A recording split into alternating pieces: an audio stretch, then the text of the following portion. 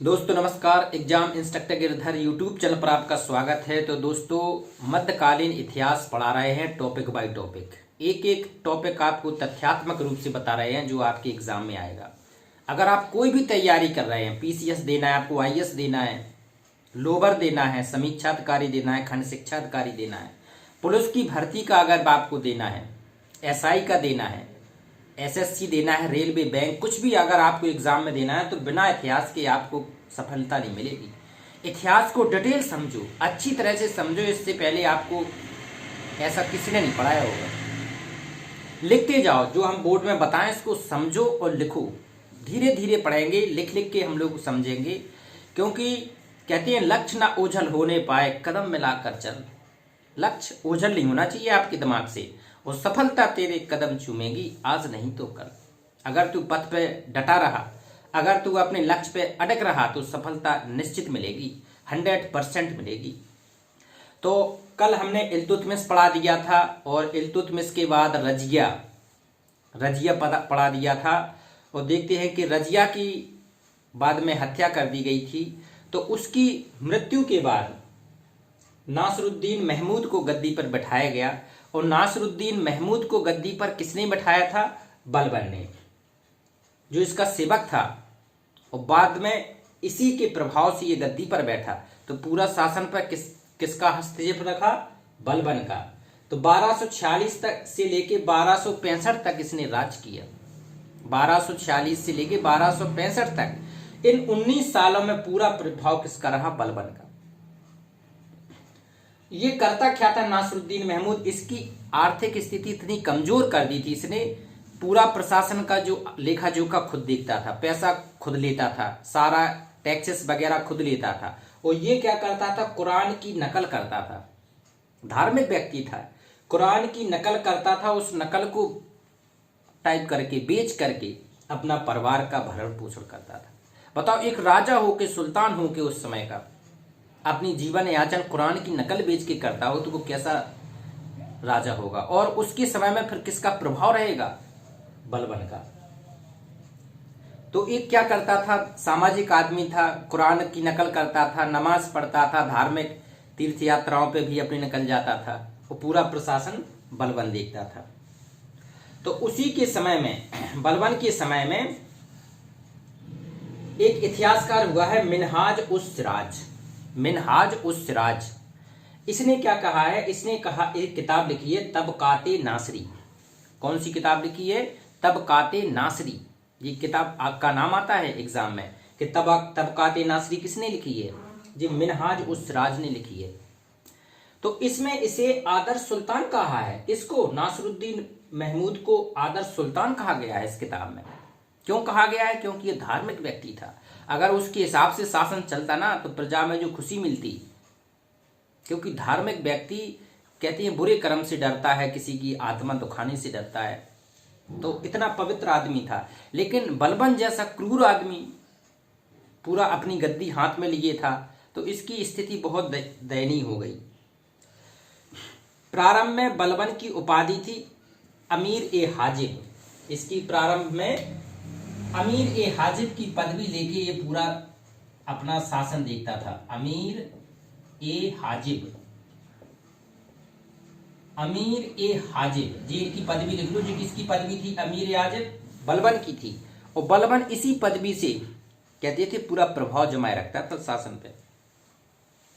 बलबन ने अपनी शक्ति के विस्तार के लिए 1249 को अपनी पुत्री का विवाह नासरुद्दीन से कर दिया। 1200 जैसे 46 में जी बैठा, और 1249 में इसने अपनी पुत्री का विवाह कर दिया। तो अब दामाद बन गया ये।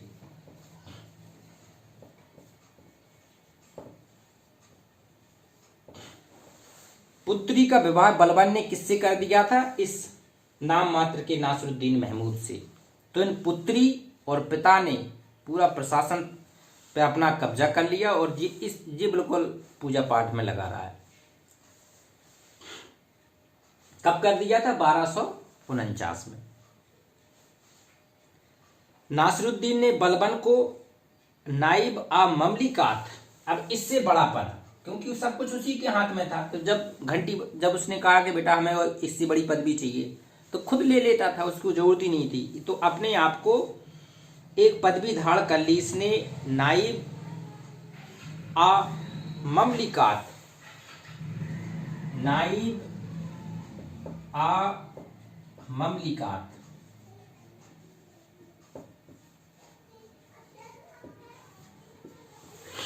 तो ये और प्रभाव में आ गया पूरा, कहते हैं पूरे जिसके इतने अंडर में जिसका प्रशासन था सब कुछ इसके अंडर में आ गया। नाइबा ममलिकात इसने पदवी धारण कर ली और एक ये तो पद ले लिया और अपना नया नाम रख दिया उलूग खान।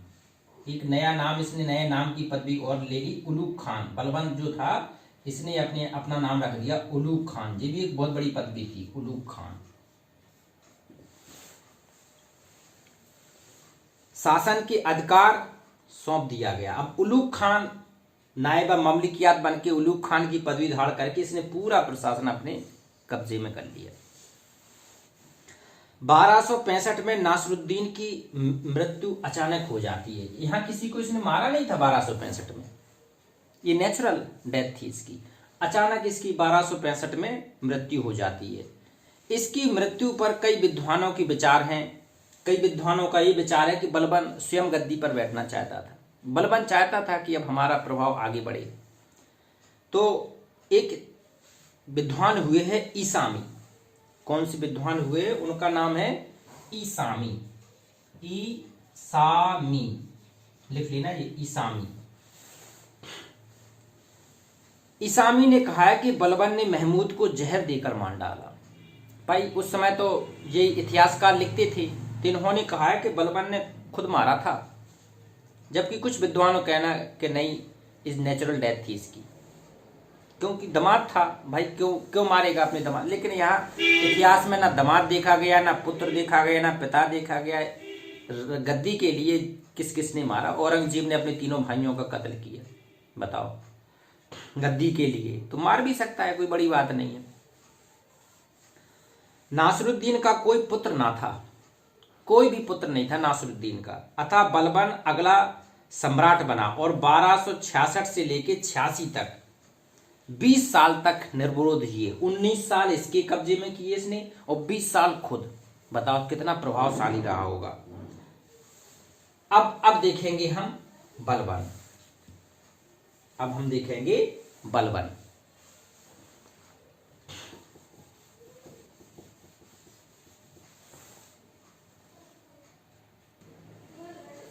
तो अब बलबन देखते हैं। जब ये मर गया नासरुद्दीन महमूद, तो बलबन कोई था ही नहीं, इसका विरोध कौन लेगा बलबन का? तो बलबन स्वयं गद्दी पर बैठा। 1266 में ये जब मर गया 65 में, तो 1266 से लेके और 86 तक, 1286 तक ये स्वयं सम्राट बन के दिल्ली पर इसने राज किया। तो नासरुद्दीन महमूद देख लिया किस हिसाब का राजा था। अब बलबन को देखते हैं। बलबन प्रभावशाली था, बलबन की टक्कर लेने का नहीं था उस समय को। बलबन का नाम, अब तो थोड़ा इसकी डिटेल पढ़ते हैं, क्या था ये, इसकी कैसे आगे बढ़ा, कैसे क्या किया। बलबन का वास्तविक नाम था बहाउद्दीन। इसका वास्तविक नाम क्या था? बहाउद्दीन। बहाउद्दीन। ये सब लिखते जाना आप लोग, नोट्स करते जाना। ये ऐसे नोट्स बन रहे कि आपको इससे बहुत बढ़िया तरीके से आपकी पढ़ाई हो रही। इतिहास आपको रट जाएगी उंगलियों में। क्या नाम था इसका? बहाउद्दीन। यह इलबरी तुर्क था। कौन सा तुर्क था ये? इलबरी। इलबरी तुर्क जाति का था ये, इलबरी। बचपन में बलबन को मंगोलों द्वारा बंदी बना लिया। जब ये छोटा था तभी इसको मंगोल, जैसे नहीं चंगेज खान मंगोल जैसे आए थे, तो इसको मंगोलों ने बंदी बना लिया जब ये छोटा था और उसे बगदाद ले गए। बंदी बना के कहां ले गए थे लोग इसको? बगदाद। किसने बंदी बनाया था? मंगोलों ने। और जब इसे बगदाद ले गए तो गुलाम के रूप में जमालुद्दीन बसरी ने खरीदा। जब ये गुलाम के रूप में इसको बगदाद लेके किसने खरीदा था? जमालुद्दीन बसरी। जमालुद्दीन बसरी।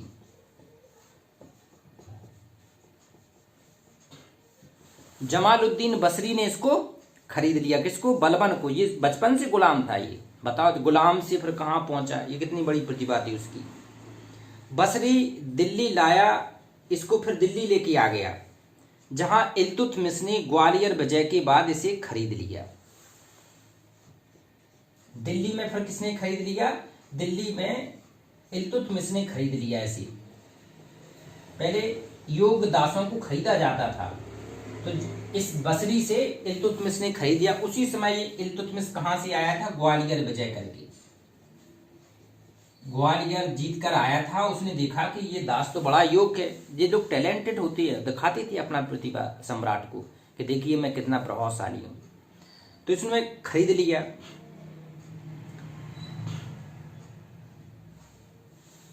बलबन 1666 में गद्दी पर बैठकर उसने जिल्ले अल्लाह की उपाधि धारण की। अब कितने में बैठा था ये? अब सीधा दिल्ली पे आ गए। 1266 में जब ये नासरुद्दीन के स्थान पर बैठा तो इसने सबसे बड़ी उपाधि जिल्ले अल्लाह, जिल्ले अल्लाह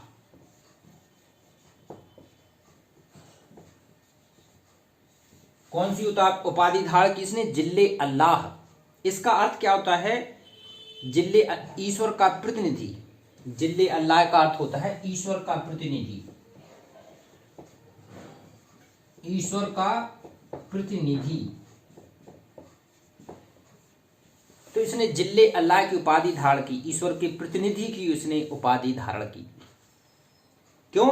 अपने आप को ऊंचा दिखाने के लिए, अपने आप को पूरा भगवान के समान बताने के लिए। बलबन के अनुसार सुल्तान पृथ्वी पर ईश्वर का प्रतिनिधि होता है। उसने अब फिर शोर कर दिया कि जो सुल्तान होता है ना, कोई मामूली आदमी नहीं होता है, ये सुल्तान पृथ्वी पर ईश्वर का भेजा हुआ प्रतिनिधि होता है। उसको कहते हैं न्यायब आ खुदाई। न्यायब आ खुदाई होता है, बोलिए न्यायब आ खुदाई। न्यायब आ खुदाई का अर्थ होता है कि ये प्रतिनिधि है भगवान का, तो मुझे बोले भगवान ने भेजा है आप लोगों के लिए पृथ्वी पर। बताओ अपने आप को किस लेवल तक पहुंचा दिया उसने। और सुल्तान ने अपनी प्रतिष्ठा स्थापित करने के लिए लौह एवं रक्त की नीति अपनाई। लौह एवं रक्त की नीति, लौह एवं रक्त की नीति। ये एग्जाम में पूछा जाता था कि लौह एवं रक्त की नीति किसने अपनाई थी, तो ये लौह एवं रक्त की नीति अपनाने वाला था बलबन। लौह मतलब युद्ध में जो राजा थे, जो अधीनता स्वीकार नहीं करते थे, उनको ये युद्ध में पराजित करता था। और जो रक्त वाली नीति थी, इससे वैवाहिक संबंध ऊंचे कुलों में, अपने आप को फारस वंश का बताता था ये कि मैं उस फारस वंश की महान सम्राट की वंशज हूँ। ये भूल गया था कि मैं दास था, मंगोल से खरीदा हुआ बेचा हुआ गया था, ये सब भूल गया था उस समय पर। तो इसने लौह एवं रक्त की नीति अपनाई। बलबन ने इल्तुतमिश के समय से चले आ रहे गुलाम सरदार थे, जो 40 गुट के थे, 40 सरदार, एक गुट बनाया था ना इल्तुतमिश ने, तो उसको इसने खत्म कर दिया। तुर्कान ए चहलगानी बताया था हमने, तुर्कान ए चहलगानी कौन सा पद था वो? तुर्कान ए चहलगानी। जो तुर्कान ए चहलगानी था, इसको इसने खत्म कर दिया। क्यों? उसे पता था कि ये गुट हमारे विरोध में षड्यंत्र बाद में करेगा, हमें ही हटाएगा, तो इसने उसको खत्म कर दिया। बलबन ने फारसी पद्धति पर आधारित एक नया दरबार का गठन किया। फारसी पद्धति के आधार पर इसने फिर दरबार का अपने गठन किया।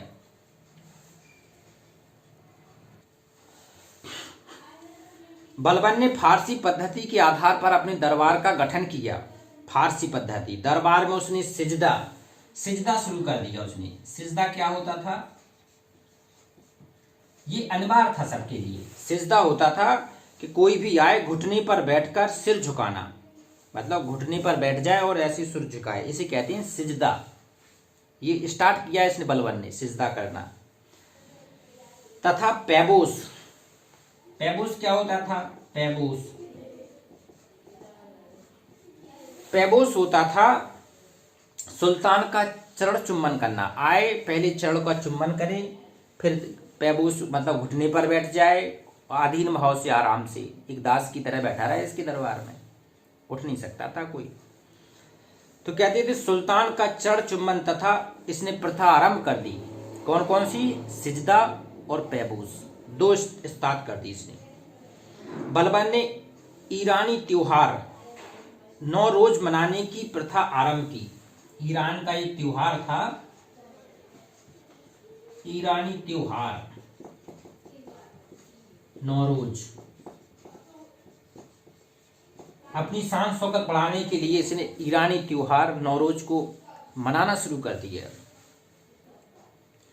बलबन ने अपने पौत्रों के नाम फारस के सम्राटों की भांति रखे। अपने जो पुत्र के लड़के थे, पौत्र, उसके क्या क्या रखे उसने? कैकुबाद। अपने पौत्रों के नाम क्या क्या रखे इसने? कैकुबाद, कैखुसरो, कैकास, कैखुसरो, ऐसे नाम रखे इसने जिससे उसकी प्रतिष्ठा बढ़ी। प्रतिष्ठा बढ़ाने के लिए उसने ऐसे नाम रखे। बलबन के समय में बलबन तुगरिल खान का विद्रोह हुआ। तुगरिल बंगाल में, ये आता है बंगाल में तुगरिल खान का विद्रोह किसके समय में हुआ था? इसी के में हुआ था। किसका? तुगरिल खान। तुगरिल खान का विद्रोह हुआ बंगाल का, ये बंगाल में इसके विरोध में विद्रोह हुआ था तुगरिल खान का बलबन के समय में। तो बलबन खुद गया, उसको दबाया, मारा इसको, तुगरिल खान को। बलबन ने एक आरिज विभाग बनाया था, आरिज, तथा सेना मंत्री को दीवाने आरिज कहा। आरिज, आरिज विभाग किसने बनाया था? इसी ने आरिज विभाग बनाया और इसके पद पर दीवाने आरिज कहा गया। दीवाने आरिज। मंगोल आक्रमण में इसका बड़ा पुत्र शहजादा मोहम्मद मारा गया। अब यहां से इसकी स्थिति डबल हुई। मंगोलों ने आक्रमण किया। मंगोलों ने जब आक्रमण किया तो इसका जो बड़ा पुत्र था, यहां उसको बहुत धक्का लगा, शहजादा अहमद। शहजादा अहमद। तो मंगोलों के उस आक्रमण से इसका बेटा मर जाता है, शहजादा आजम मारा गया। तो जब ये शहजादा आजम मारा गया तो ये बहुत टूट जाता है। दूसरा पुत्र था इसका बुगरा खान। जब ये मर जाता है तो ये इसका और पुत्र था बुगरा खान। किसका? बलबन का, बुगरा खान। बुगरान खान निपाट लंपट था, बिलासी था, अयोग्य था। इसमें कोई क्षमता नहीं थी अपने बाप की तरह। बुगरा खान बिलासी और आराम पसंद करता था। बलबान ने शहजादा मोहम्मद के पुत्र कै खुसरे को उत्तराधिकारी बनाया। इसको हटा दिया कि ये बेकार है, और कै खुसरे को बना दिया। किसको बना दिया? कै खुसरो। कै खुसरो को अपना फिर इसने उत्तराधिकारी नियुक्त कर दिया। 1287 में बलबन की मृत्यु हो जाती है। 1287 में इसे भी किसी ने नहीं मारा था, इसकी अचानक ही मृत्यु हो जाती है 1287 में। बर्नी ने इसकी मृत्यु पर लिखा है, एक विद्वान थे बर्नी। बर्नी ने इसके बारे में क्या लिखा है कि सुल्तान की मृत्यु से दुखी हुए, जो उसकी दुखी हुए मालिकों ने अपने वस्त्र फाड़े। क्या लिखा है इसने कि जो दुखी हुए इसके सेवक थे उन्होंने अपने वस्त्र फाड़े। सुल्तान के सबको नंगों पैरों दारुल अमल के कब्रिस्तान में ले गए और अपने सिरों पर धूल फेंकी। 40 दिन तक मृत्यु का शोक मनाया और जमीन पर सोए। बताओ, इतना प्रभावशाली बताया कि मतलब बाद में तक। तो ये बर्नी ने कहा है ऐसा। अंतिम शासक था इसका क्यूमस।